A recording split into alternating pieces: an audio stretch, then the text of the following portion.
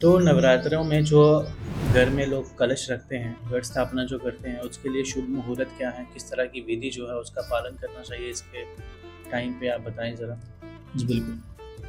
इस वर्ष चैत्र नवरात्रि हमारे चैत्र शुक्ल पक्ष की प्रतिपदा तिथि जो 30 मार्च को आ रही है। 30 मार्च को सुबह सूर्य उदय के साथ ही शुरू हो जाएगी और घट स्थापना का शुभ मुहूर्त भी सूर्य उदय से लेकर 10:23 तक होगा।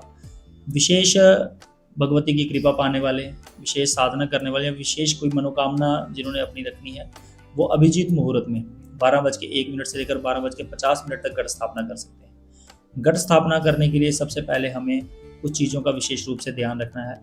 जिस स्थान पर हमने पूजन करना है, उस स्थान पर सबसे पहले अच्छे से साफ सफाई कर लें। पूजा रूम की सफाई कर कर अच्छे से जितने भी हमारे चित्र लगे हुए हैं या फिर मूर्तियाँ कोई पूजा रूम में है, साफ सफाई करके एक दिन पहले उसको पूजा रूम को बिल्कुल स्वच्छ कर लें।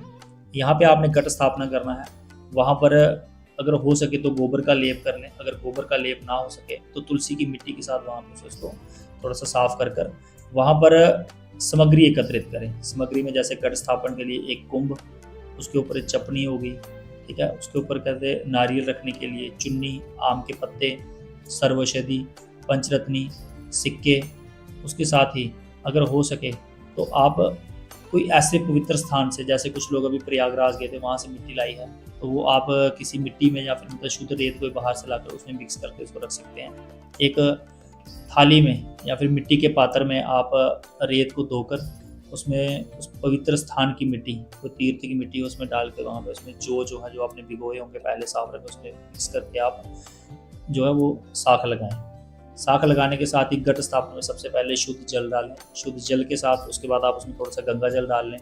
तीर्थों का जल जो लाया है वो तीर्थों का जल डाल लें। उसके बाद आप उसमें एक ध्रुव डालें, सर्वौषधि डालें, पंचरत्नी डालें, सिक्के डालें।